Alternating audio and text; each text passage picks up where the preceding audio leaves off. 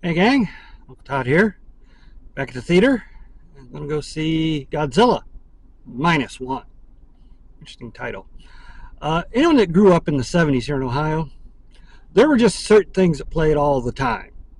John Wayne movies, Elvis movies, Frankie and Annette Beach movies, Hammer films, and Godzilla. Godzilla. So, any horror fan worth their salt is going to be here to see Godzilla. I'll let you know how good it was, because, well, it's Godzilla. Except for the American version, they don't make bad movies. See you when I get back. Hey, gang, that was quite a movie. Really good. Basically, we start towards the end of the war, and a kamikaze pilot who can't bring himself to do it lands on Odo Island saying he has engine trouble, which he doesn't. And then that night, Godzilla comes ashore. Now, at this point, he's only about 30 to 40 feet tall. You know, King Kong size. And they tell the pilot, go use your main guns on him from the plane. That can cut through anything. And he runs out to the plane and, again, can't bring himself to shoot it, because it's going to attack him if he does. And because of that, all but one of the mechanics dies. And the surviving mechanic gives him the letters and pictures of the men that died. And so he gets back to mainland Japan, and his parents are gone, and eventually he ends up with this young woman who is carrying someone else's baby. Her family's died, the baby's family's died, and she took the baby to hopefully raise it, and they all end up together in sort of a makeshift family. And a few years go by, and he's built up a new life for himself, although he can't bring himself to enjoy life. Guilt and shame are keeping him from this, which is why he doesn't marry a woman, even though he's clearly fallen in love with her. And then Godzilla comes back, attacks Japan, and rips his whole new life away.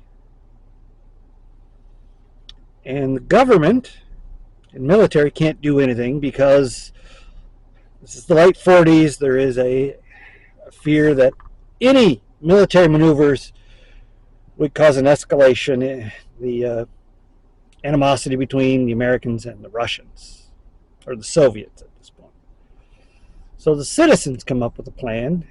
All the ex-Army and Navy personnel and the scientists that had worked for the military back during the war. And this could be the pilot's chance for redemption. And I'll leave it there. If you like a character-based film, you'll like this.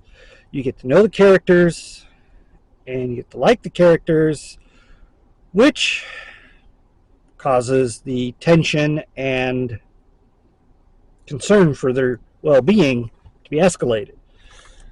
If this was just all Godzilla ripping stuff up, it would be a boring film. You gotta have that character development. And there's a lot of themes in this. There's the usual, the usual nuclear war thing, because Godzilla is radioactive. And there's themes of survivor guilt, shame, and some criticism of government, because there's constantly things are happening and the government says, well, you can't tell anybody. We don't want to cause a panic, which is endangering people. But, One guy, he's just always bitching about the government. And it's about rebuilding after a war and the aftermath of having been at war and what that does to people. And so after the first appearance of Godzilla, it takes some time before he makes his appearance being the Godzilla we all know and love. As you know, he's affected by the nuclear test off Atoll Islands. Well, whatever. And Godzilla looks amazing in this. I especially like when he uses his breath. All the scales along his back, you know, those fins and everything, they pop out and you see a blue glow come from them. And then they slam back down and that's when he fires. Really cool effect. And there's a lot of homages in this. There's, of course, homages to the original Godzilla. Their plan doesn't involve an oxygen destroyer, but it's something along that vein. I'm not going to go into specifics. And there's some throwbacks to other Godzilla movies. Of course, you get the theme, and he gets his mass destruction. And I kind of like the fact that a lot of the destruction is just caused incidentally. You know, he's walking through the city in one scene, and it's just he's so big. You know, the tail's swiping stuff, knocking over things, and just his bulk is brushing against buildings and causing them to collapse. And then, of course, he's attacking stuff himself. And there's a cute homage to Jaws, where at one point the pilot for a while has a job getting rid of old mines from the war, and when Godzilla comes up, they throw one of the mines out. He scoops it up in his mouth, and the pilot shoots it with the gun they have to blow up the mines. And that's when we learn Godzilla has regenerative properties because of the radiation, because part of his face has just been taken out and it reformed right in front of them.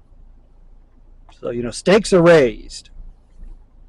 All in all, really good film. Oh, if you don't like subtitles, you're out of luck. This is all in Japanese. You got to read the dialogue. Me? I got no problem with that. I've watched enough Kurosawa. I can handle it. Well, I give it a big thumbs up. Heck, give it 2 thumbs up. And highly recommend it. If you like Godzilla, you'll love this one.